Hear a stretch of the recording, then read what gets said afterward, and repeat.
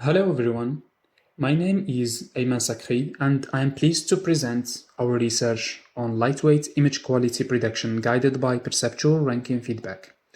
This work was done in collaboration with my co-authors, Professor Mohamed Shakir Larabi from University of Poitiers and Dr. Said Ali Amir Shahi from the Norwegian University of Science and Technology. Our research aims to address the challenge of developing an efficient and perceptual accurate image quality metric, balancing computational efficiency and the prediction accuracy.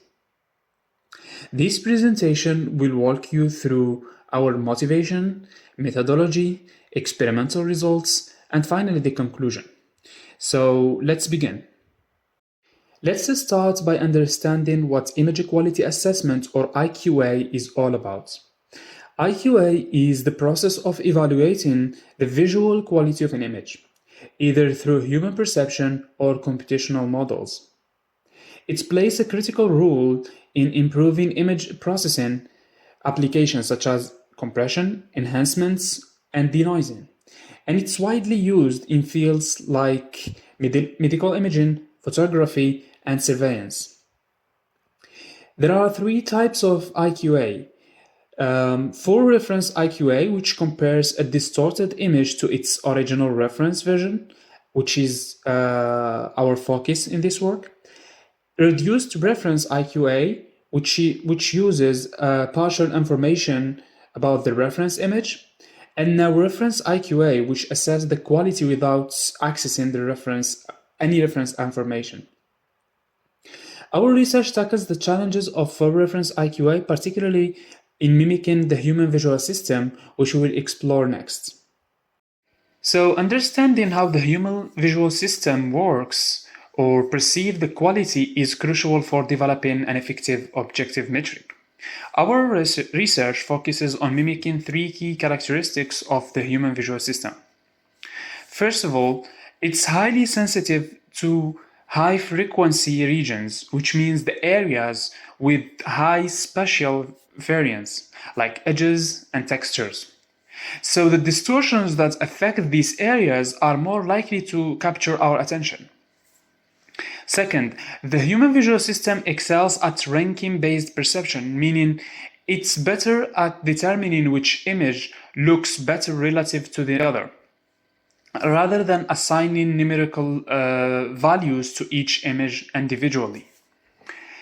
And third, understanding the contents also plays a big role, meaning the long-range dependencies across the image and between the object in the image will help also for developing objective metrics that mimic the human visual system when it comes to predicting the quality. So all of these factors make developing IQA metric challenging, but they also guide our approach, as we will see in the next slides. Now let's explore our proposed approach, which introduces three lightweight transformer-based models for image quality assessment. First, we have LT-QFR, which leverages a vision transformer, or in short VIT, combined with the quality feature ranking module to mimic the human visual system's ability to rank images relative to one another, reflecting its ranking-based perception.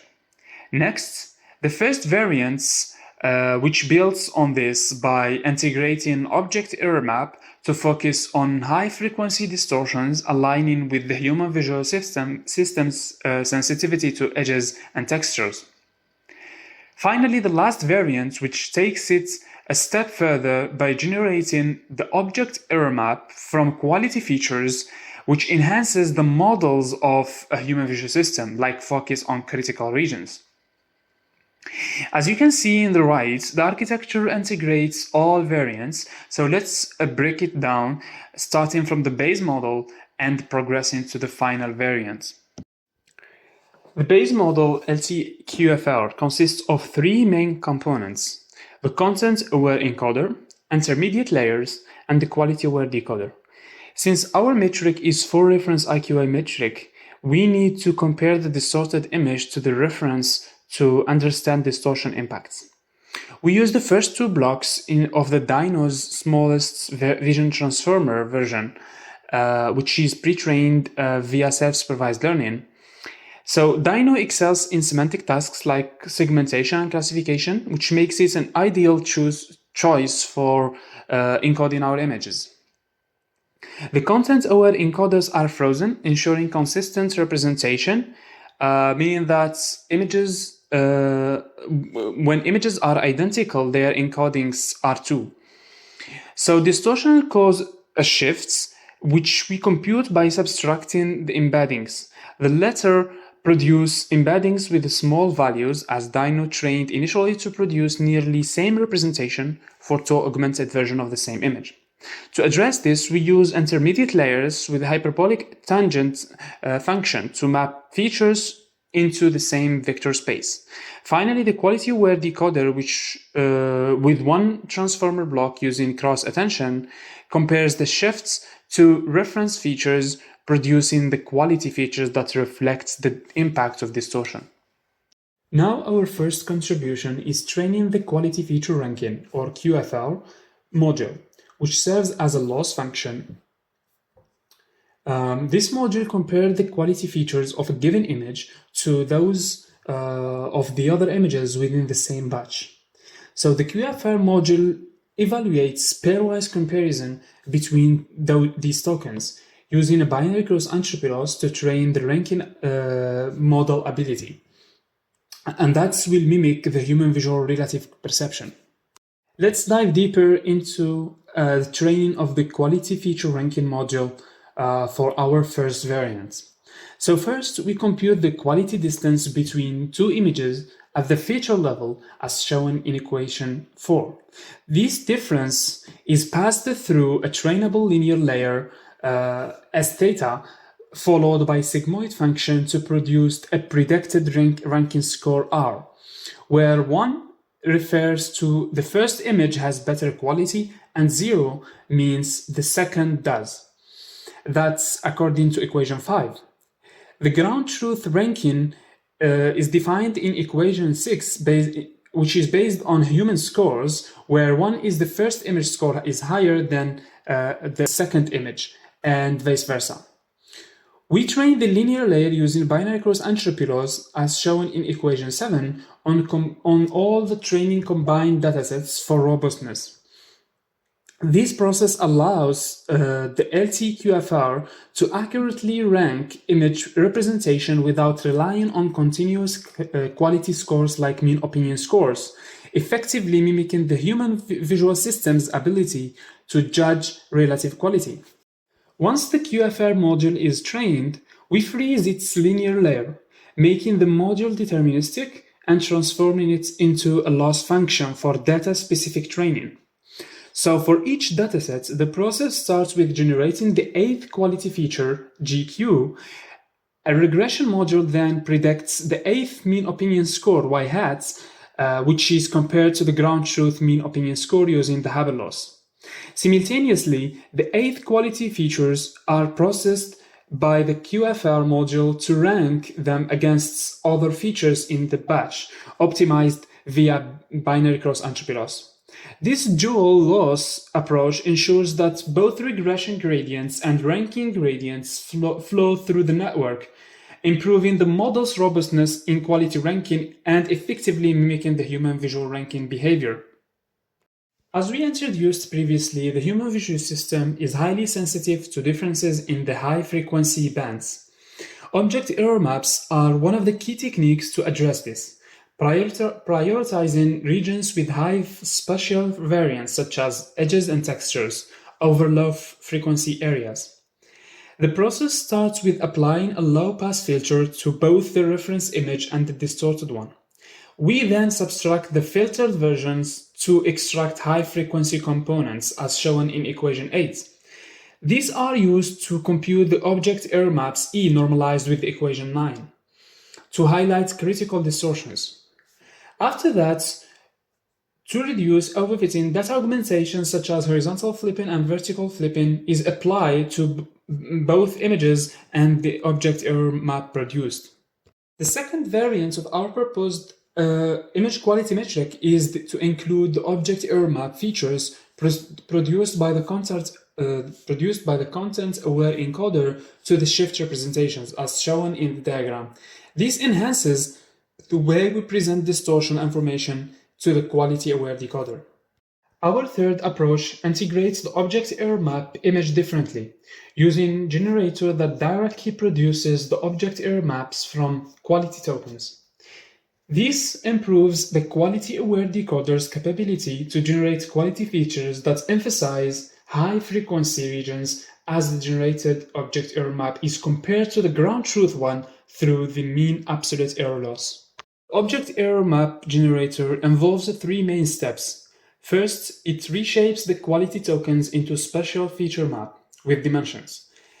Next, two convolution layers, each followed by batch normalization, ReLU activation function, and the upsampling process.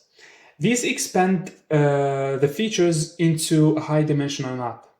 Finally, a convolution layer produces the generated object error map with the exact same dimension as the ground truth object error map. For the loss functions that drive our models, in the base model we use the Haber loss, which implies a quadratic penalty for small errors and a linear penalty for larger ones, with a hyperparameter that's effective for handling outliers and ensure differentiability. We also include a regularization loss to maintain stability and reduce overfitting. For the LTQFR and LTQFR-A, the ranking loss ensures accurate quality ranking at the feature level by comparing the predicted and the ground truth rankings. Finally, LTQFR-G introduced a generated loss to ensure precise reconstruction of the object error maps by optimizing our model for human visual system-like performance across all variants. We use the three datasets to evaluate our models, covering a range of conditions. The CSIQ datasets include 30 reference images and 6 types of distortions. The TID 2013 offers 24 reference images with 25 types of distortions. Finally, the last dataset, which is considered the largest one, provides 81 reference images over 10,000 distorted images with 25 types of distortion. So each dataset is split into 80% for training and 20% for testing based on the reference images. Here we present the quantitative comparison of our models against state-of-the-art for reference IQA metric across the three datasets. As shown in the table, our proposed variants achieve competitive results compared to previous models. Notably, including the quality feature ranking module and the object error map achieves the highest PLCC on the CSIQ datasets, while generating the object error maps in the last variant excels on the TID 2013 with a PLCC of 0.964. Also, we can see by excluding the quality feature ranking module as well as the object error maps leads to a significant drop in terms of performance across all variants, which highlight the importance of components such as the ranking and the object error maps. Our proposed models achieve competitive performance with a significantly lower complexity than one of the best previous models, namely AHIQ. For instance, including quality feature ranking only and including as well the object error maps reduce the number of parameters by around 90%. Also, the last variants, which include the generation of the object error maps, has 19 million parameters, still reducing the complexity by 86% compared to the previous model. The runtime improvements also are substantial. The first and the last variants process images in 1.2 milliseconds, which means 96% reduction compared to the AHIQ. The second variant takes a little bit longer because it's processed 3 inputs rather than 2. In summary, we've introduced 3 variants designed to enhance image quality assessments. These models have demonstrated robust performance across multiple datasets while significantly reducing the number of parameters by up to 90% compared to one of the best state-of-the-art models, without sacrificing accuracy. This efficiency, combined with its competitive results, highlights our approach's potential. Looking ahead, our future work will focus on integrating advanced human visual system characteristics, such as just noticeable differences or in short JNDs,